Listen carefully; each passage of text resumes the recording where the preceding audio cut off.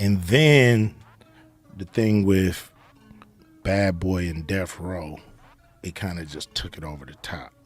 We asked Keefe D the million-dollar question. So if I go to jail, you need to be handcuffed to me. In a shocking twist to a decades-old hip-hop enigma, we're diving deep into startling revelations surrounding the tragic demise of Tupac Shakur. Las Vegas police's arrest of KD has sent shockwaves across the industry, casting suspicion on Diddy's alleged role in the heartbreaking saga. Do you feel like Puffy owe you? Yeah, he should. I think he should look out. He look out for everybody else.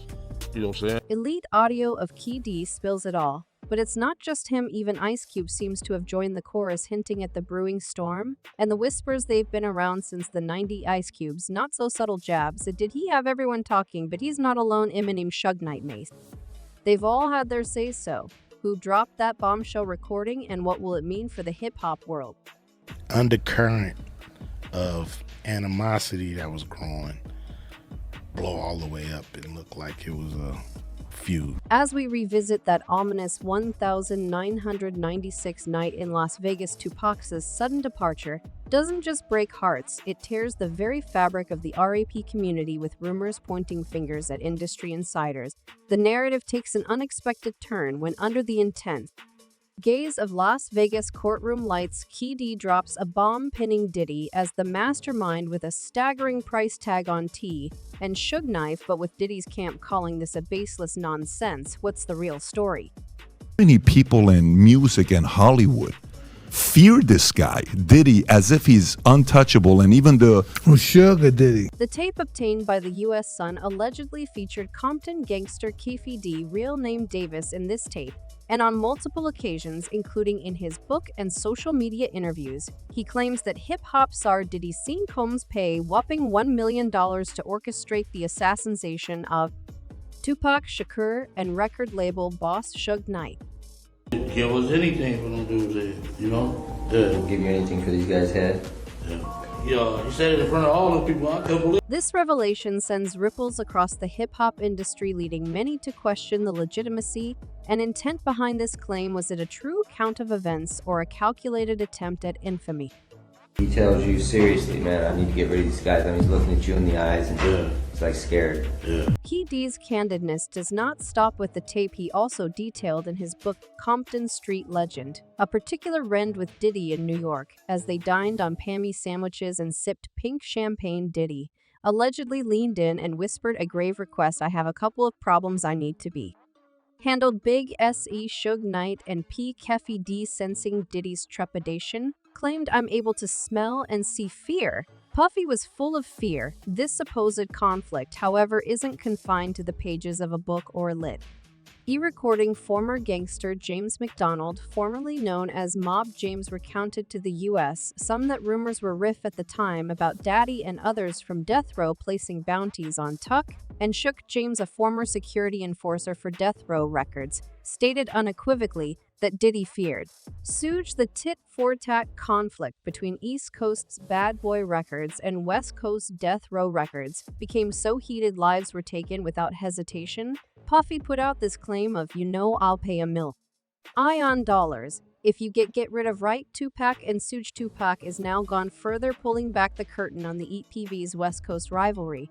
Witnesses have detailed the enmity between Diddy and Tupac. A witness, who was once part of the Southside CP, with Keefe, described how Tac's joining of Death Row Records and his assertion that Diddy and rapper Biggie Smalls were behind his previous shooting intensified the bad blood. People were starting to say it's a East Coast West Coast rivalry, cuz it was people used trying to make money. It was true people trying to make careers, people trying to get famous. Perspective on this is just as telling. In a bold move at the 1995 Source Awards in New York City, Suge Knight, the CEO of Death Row Records, took a veiled shot at Diddy. While not directly naming him, Suge mocked Diddy's penchant for being prominently featured in Bad Boy artist videos, saying any artist who didn't want an executive producer constantly in their videos should join Death Row. This Bliss ridicule, paired with Snoop Dogg's vocal disapproval of the East Coast during the same event, only added fuel to the raging fire of rap rivalry. They was not scared of shite, they was terrified. She, to add another layer, Keith Murray, In a sit-down with The Art of Dialogue recalled witnessing an altercation between Diddy and Suge Knight. Murray's anecdote painted a vivid picture of a KN at Platinum House, where Suge Knight allegedly slapped Diddy. This incident, according to Murray, left a stunned Diddy.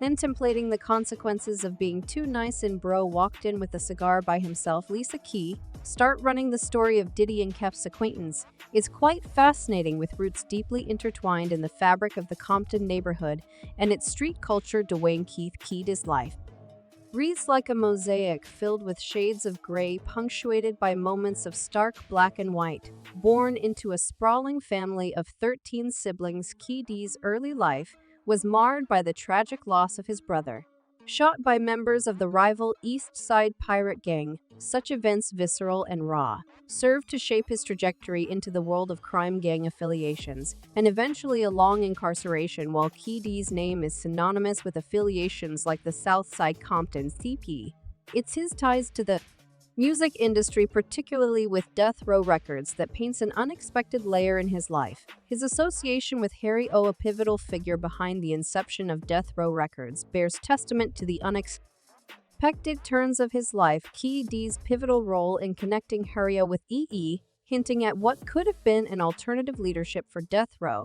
before Dr. Dre stepped in, also highlights his influence in the shaping of the iconic label. The dynamics of his relationship with Suge Knight, a childhood friend turned music mogul, is reflective of the complex web of connections that often lurked behind the curtain in the music industry. And despite the heavy cloud of suspicion, Suge Knight, once a pillar of influence in the world of hip-hop, remains a bastion of loyalty to his old ties. His recent refusal to testify against Dwayne Keefe D sheds light on the intricate dynamics of their shared history. When TMZ reached out to Suge regarding Keefe D's arrest, his response was drenched in surprise, a palpable reluctance to see his old friend entangled in the wheels of justice. If he had an involvement with anything, if he didn't have any involvement, anything who want to see, I wouldn't wish somebody going prison on my words. Enemy dispelling the widely held belief that Keefe D's nephew Orlando Anderson was behind the trigger. Suge made it clear there were only two people in the car. Tupac's not going to tell the story. I ain't gonna trying to tell the story, a carded emphasizing. But I can tell you this.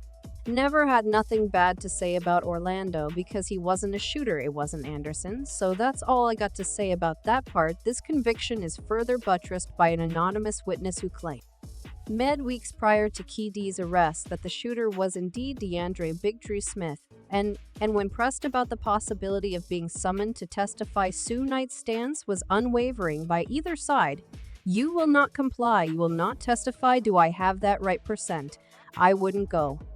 Testified none of. Yet of all the narratives intertwined with Keefe D's life, his involvement with Diddy, known back then as Puff Daddy, stands out. Their relationship, seemingly innocuous at the start, began over a low rider loan for an Usher music video, but it was more than just a business transaction. Keefe D and his crew actively marked their territory in Diddy's world, making their power and influence known during his events. This silent assertion of dominance resonated even in the sorrel choices of the time, as Keefe D alluded to influencing Diddy's transition from streetwear to his iconic shiny suit face. Such intricacies, including Diddy's responsibility in fixing the low rider damage during Usher's video shoot, hint at the layers of depth in their association. However, not all memories of this bond are draped in rose-tinted hues. Keefe D's regret over crossing paths with Diddy is palpable. Despite the initial goodwill that seemed to characterize their early interactions, Keefe D can't shake off the belief that